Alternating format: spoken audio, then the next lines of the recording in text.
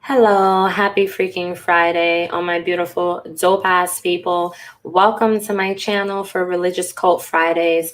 Welcome, welcome, welcome. I hope you guys are enjoying your evening. I hope you guys are gonna enjoy your weekend. You're gonna, I don't know, maybe do something exciting this weekend. Are you guys gonna chill? Let me know what you're gonna do this weekend. I'm not gonna do anything exciting, but I am excited because now, let me tell you, this is one thing about me. I get excited very easily. I get excited over very simple things. I don't know why. I've always been that way. But I ordered a new carpet cleaner and I'm very hype about it because I have one that's like crappy and it just doesn't work good and it just doesn't make the carpet smell good and I hate it. And I finally was like, you know what? Let me just buy a whole new one because my husband likes to keep everything. He's one of those people that's like, oh, we could make it work, we could fix it. And I'm like, no, let's just throw it away and get a whole new one. Because I get anxiety when there's clutter or when I have things that don't work, things I don't need. I cannot work like that. I just cannot live my life. So I get very anxious. So I'm just like, no, we need a new one. So I ordered a new one off Amazon. I only paid like $99.99, and I'm so hyped because I'm getting it on Saturday. So yes, that's my excitement. That's what I'm I'm gonna be cleaning the entire apartment. I have like, I think my apartment is probably like 850 square feet. I live in New York City, so it's 2 bedroom. I mean, it's a decent size for the four of us, but until I can get something else, something better, and leave New York because it's getting cold out here. Until then, I'm just gonna have to work with what I got. So I've been working on redecorating and revamping my entire place. So that is my little gist of what's going on with me. All right, so I'm just gonna get into this. I first wanted to address real quick. I've had a couple of people, not too many people, but I've had a couple of people, I guess, curious, which understandably so, ask me, why am I talking about this church, the ICOC, still? Why are you still talking about it? Why are you coming back with it? Why, if you left and if you're over it, why bring it up? All right, so I used to have people ask me this even before, like when I first started talking about the ICOC and my experience in this church. And I've always had people kind of question, if you already left, like, why are you still talking about it? So this is my thing. I feel like when it comes to anything that you go through in life, anything at all, when you heal from it and you move past it, it doesn't mean that you forgot it ever happened. It doesn't mean you forgot how it affected you. But it means that you healed, right? And you moved on past it. But now there are other people who are going through the same thing I went through. And those other people have not moved past it. They haven't healed from it. And majority of them don't know how. So those people come and they ask people like me who've been through it, who speak on it freely. And there are other people on this platform who speak on it freely, and they will approach those people. It goes like that in any situation in life. If you've gone through a domestically violent relationship, abusive relationship, and you start to watch someone's platform where they're speaking about being in an abusive relationship and they healed from it, but they're still speaking about it. They're bringing awareness. They're helping expose whatever about it. They're helping other women or men deal and heal through it. It's the same thing. I'm not really sure I don't quite understand why it's so different because I'm talking about this church. So I mean, to answer that question, I like to talk about the church sometimes. I'm not gonna lie, I do, because I know that people want to see videos about that. And I know that people have a lot of questions and people are still dealing with stuff that has gone on in this church and that is continuing to go on in this church. I am not trying to take them down because I don't think I can. I think that that would take a whole lot of people. I think that that would take a hell of a lot to take them down. And that's a lot of energy that I don't have. But the energy I do have is I will speak on certain things relating to this church because I know that's what people want. That's what people ask me for. And I like to do it. I like to talk about it. I like to talk about my experiences, and I like to help people. I like to talk about a lot of different things. This specific channel is only for these topics, because I also had someone say, well, why don't you vlog about other things? I have a whole nother channel which has nothing to do with religion or spirituality. I don't even talk about religion and spirituality unless I'm on this. I'm sitting here with my laptop open and my mic in front of me like I am right now. It's the only time I talk about this topic, because that's what this entire channel, I mean, that's what I built the foundation on. So basically, that, I hope, answers the question for those who want to know, why am I still speaking about this? Why do you still talk about the ICOC? And one last thing, and I feel like this is important, because I want all of you, even those of you who still subscribe, who still like me, who still like my channel or whatever, I want you to understand, I don't expect I don't expect for you to stay here with me on this channel forever. I actually don't want you to, because this channel is for people who need help to heal, who need to be brought awareness, who need clarity, people who need help getting through the process of the trauma of what they've gone through in their cult. But once you've healed and once you move forward, I want you to move on to positive things, move on to other things. I've moved on. I can talk about it for you guys, but when you guys don't hear my voice, when I am not on YouTube, I'm not live, when I'm not on this camera, when I'm not on this mic, I am not talking about this. You can trust and believe I'm not talking about any of this shit. I only talk about it here because this is what I've built. So I want you guys to move forward. I want you guys to be able to heal. But for now, I am here for you. I am here for you to help you get through that. All right. So I hope I've made that clear enough. Also, I do have another channel which I'm getting back into. I actually have gone on and off with that channel because I was always so focused on this one. But I don't know. I've been feeling like I really am ready to pick it back up and kind of do something different with that. So I'm going to I think I already have that link below, actually, in the description box. My other channel, nothing to do with any of these topics. All right, so let's get into this. Are you teachable? Obedience, key to indoctrination. So I'm going to obviously speak from my experience, okay, because I know that is, that's my experience. So I can only speak for myself. But I know this might be relatable to a lot of you. So when I attended the ICOC church, obedience was not something that I really, okay, so let me start with this first of all. Let's be careful how we use that word, because people will say the word obedience and all around they consider it one definition. To me, there's a difference for obedience. When I was young, I was obedient to my mom because I was a child and she had to raise me and teach me and mold me and all of those things. But now as an adult, yes, I respect my mom, but I do not obey. I do not have to obey my mom. Why? Because I am an adult. I am grown. I have my own family that I have to take care of. So my mom knows this. I don't have to obey her, but I respect her. So I feel like when it comes to this word obedience, this is where a lot of things get misconstrued. And this goes for a lot of cults. But when I was in the ICOC, that was probably one of the first things they told me. They told me this when I was doing my studies, because I was asking a lot of questions.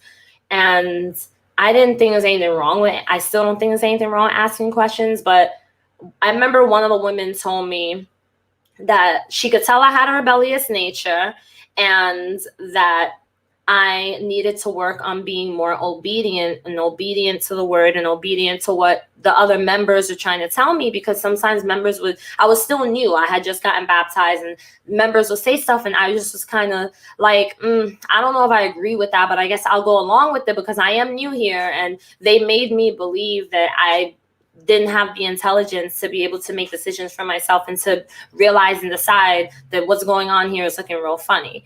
So I just kind of went along with whatever they said, because like I said, a part of the obedience, that's the key to indoctrination. And a part of that is that in the beginning, they will teach you how to get rid of the thoughts that you formulate. So when you see something that doesn't look right, your brain is like kind of going off like a signal. It's a switch. And it's like, hello, Tina, something's not right here. It doesn't make sense. What are you doing? And when you're being indoctrinated and you're taught you have to obey the word and you have to obey what they tell you the word is, that switch is going off, but you're learning to ignore it. And that's basically what happens your entire time in a cult, is you're ignoring that switch, that light that flickers off and on, to the point where eventually it's in your peripheral, and then it starts to fade out, and then you don't see it. You don't see it anymore. It doesn't go off and on anymore. But let me tell you, when that starts going on again, and it hits you and you realize like, oh shit, what am I a part of? You're going to see it. You're going to see that light flicker. But for me, the light flickered a lot. So I was told I needed to be more obedient. And that right there was only for the sole purpose of getting me to listen and to stop trying to follow what I thought, trying to follow my own opinion, or as they would tell me, following my emotions, going with my own emotions, listening to my heart too much. So I had to learn how to stop doing that. Now, when you first start doing studies in this church, and you hear someone during your studies say, you have to be teachable. I wish I remember which study this was. I don't know if any of you did the studies and you know, let me know. But there was I don't know, maybe it was just for me, but there was a specific study where they spoke a lot about me having to be teachable and having to be trainable. It was like my first, it might have been my first study, that basically if I wanted to be a disciple of Christ, I needed to be teachable in the church. And in order for me to get through the studies and to become baptized, I needed to be teachable and trainable. And that didn't really sit too well with me at first, because I was like, what is that supposed to mean? Like, you mean like I got to listen to everything you say? Or because I tend to have my own opinions, and I've always, like, my mom will always tell me when I was young, I was always very expressive, and I would say things and not realize that if I would say it, like, it's like, okay, maybe you shouldn't say that because a person may take it wrong. Or I remember she smacked the shit out of me one time. I said something, and what I said was true. It was true. It was like, in actuality, technically what I said was true. It was a fact. I'm not going to say what it was, but it wasn't something I should have said. But I swear to you, I didn't. And I was a kid. I didn't know. And she just smacked me in my mouth. I was just like, oh, snap. It was just one of those things. I just froze and had my hand over my mouth. I was like, she just smacked me. And, so I kind of had to learn that. And, kids are always honest. My youngest daughter, I think she gets it from me, but she's the same way. And I'm telling you, she's about to see the palm of my hand really soon. I don't hit my kids. I don't. But I come from a Spanish family, so she can get that slipper. She could get that remote. She's old enough. She's about to be 13. But anyway, moving on. So I had to be teachable. And for me personally, being teachable is like, I'm not going to lie to you guys. I am not the type to listen and bow down. I'm not that submissive by nature type. I am definitely a work in progress, and I definitely have gotten a lot better. Now this is how I see it. And this is not really a part of this conversation, but at the same time, it sort of is. In relationships, I feel like it's a give and take. There are some women who will just automatically give their all to a man. And then there are women who are like, all right, but this has to be both ways. So yes, I will give and put in, but I have to receive it as well. So I feel like it's a give and take. The whole just being fully submissive, it never came natural because I was never taught to be fully submissive. Number one, I was raised in a single parent household with a working mother who was single. She didn't, there was no, I mean, I have my uncles and, you know, stuff like that, but my uncles and their wives were the only example I had to see what submission really could look like. But they have their own dynamic. But my uncles, they actually do things, you know what I'm saying? Like, they work, they take care of their wife, they would take care of their home. So I would see it as, well, my uncles are men and they actually put their portion in, so the wife should put their portion in as well. And that's kind of how it goes. And when I joined this church, it was more like, well, you need to be completely submissive in every area. Submissive with your husband, submissive to the word, submissive to God, submissive to the church. And it was a lot for me because I didn't know how to be submissive at all. So my whole thing was, all right, submit to the Bible. I was willing and ready to do. Wholeheartedly, I'll tell you right now, when I first joined the 𝐼COC, I started doing my studies. I was very honest. I was like, I'm ready. I'm doing this. I want to be completely devoted to God and completely submissive. That was how I felt. I did. And that's definitely what I tried to do. But then things started to kind of turn left for me when I started to realize that, all right, I see. Your idea of being teachable and trainable is basically me being submissive. It's not you teach me and train me and then I just learn and then like I can kind of take what I learned and have it adapt to it in my own way, you know, and put my own little thing into it. No, it's like, no, I have to literally learn and do everything the way that you teach me, everything. And in a regular church, usually they'll teach you the Bible and all of that, but they're not heavily invested in your personal life to make sure that you're carrying it out to see it through, which is weird. And I felt like that was weird. I was just like, this is weird. They're very invested in my personal life, and I didn't feel that they needed to be. And I allowed them to convince me that I did need to have them be invested. And that was hard for me to do because I am a private person. And that's another thing. It's just my personality. My mom was always private. She still is. I only express and speak on whatever I want to express and speak on. Any details and privacy in my life, if I don't want to speak on it to anybody, I won't. Because I know I don't have to. And no one should feel obligated.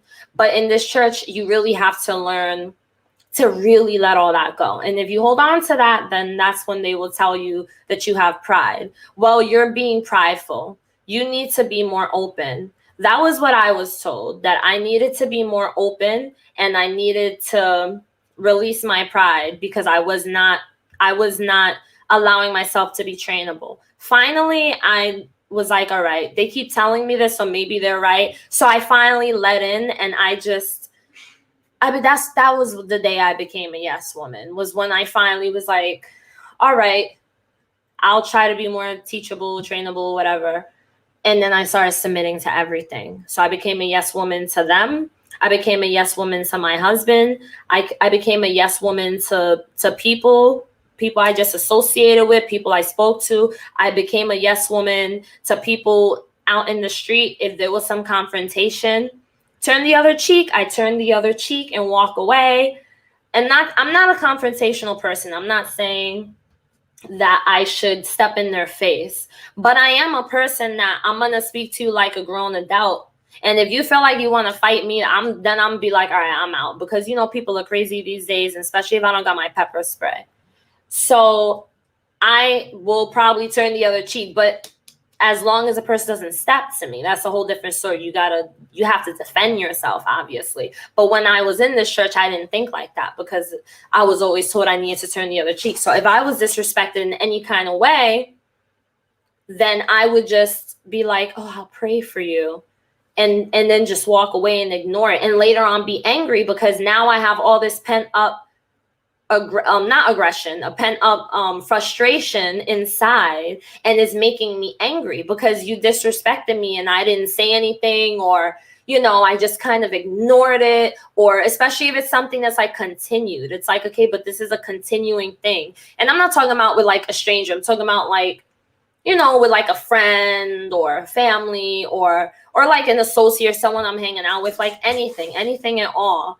And I would ignore it. And it was because I was trying to teach myself to be obedient and submissive to what they would tell me I needed to do. And yes, they're not going to tell you that you're submitting to them, but in my opinion, you pretty much do. You submit to the church, because if you don't go and do what the church wants you to go and do, like when they go and have their outings and all that, and you don't attend, or you don't attend all these services, they get upset. It's like they're offended that you have your own life that you obviously have a right to, you know. So that was pretty much my experience when it came to that. So when they ask you, are you teachable? Because they may actually ask you this. I really am pretty sure they do ask most people this, because they spent like a whole 30 minutes on like my first or my second study talking about it. But when they ask you, are you teachable, just keep in mind, they really are trying to see and figure out if they can mold you, if they can shape your thinking, if they can control. Oh, people are going to hate that I'm saying this. They're going to hate it, because there are people still in denial that this church is 100% controlling. But if they're not controlling, then they're not a cult, and they are a cult, so they are controlling. I don't know. I just feel like if something is what it is, just call it for what it is. You know, it's pretty obvious. I'm not trying to insult the group. I'm not trying to throw any kind of shade, but I'm not gonna pretend, because my whole thing is this: when you're in that church, they will have no problem doing breakdown sessions, telling you exactly how they feel and what they think about you.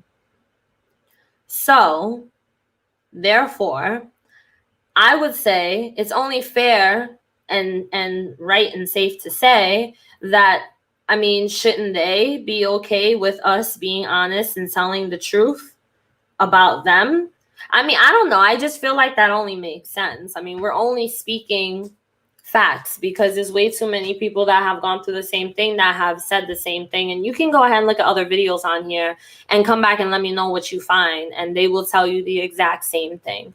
When it comes to indoctrination, you cannot be indoctrinated without the obedience. You have to be obedient. And the more that you push back, the more they will come harder for you. And this is a reason why I think I was never able to level up in the church, is because I was always asking questions, or I always had my own thoughts. Like, you know, I didn't feel something was right. Like, if I didn't feel something was right, I didn't like it, I would speak out. Like, if I felt someone else was being mistreated, I would open up and say something. If I felt like there was another brother in the church and he was inappropriate, I would open up and say something.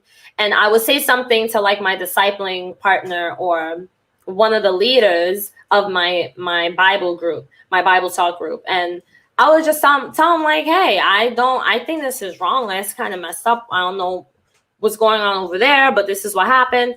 And I would say something. And I was always kind of shocked by the kind of response I would get. I mean, sometimes I would get a response that would be like, oh, you're right. I'd be like, oh, whew, good. Someone around here, they actually hear me. But then there were a lot of times where people would just kind of be like, oh, Tina, you know, I know what the problem is. And then it's like, here we go. The problem is me. The problem is me, of course. So because of the fact that I was not so easily influenced and I wasn't giving in so easy when it comes to me accepting that I have to kind of just go with the flock, it kind of had a hard time. It was a little rough for me, because I guess you would say I was not teachable. But like I said, eventually I finally gave in, and it was still rocky. I still have my moments, but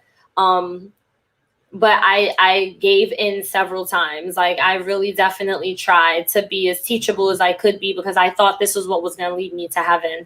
And that's the thing, is that they teach you that if you want to get to heaven, you have to do these things, because you have to obey and listen to God. And you can't just study the Bible by yourself, because I actually tried to do that, and I wanted to, because after a while, I felt like they were always trying to tell me what I needed to read. So they would ask, well, what are you reading? And I'll proudly say, oh, I'm reading Matthew's, and, you know, the whole book of Matthew or whatever. And then they'd be like, Here, I'm going to write down a couple of scriptures and a couple of stuff that I want you to read. And I want you to really focus on Revelations. I want you to read the entire thing of Revelations.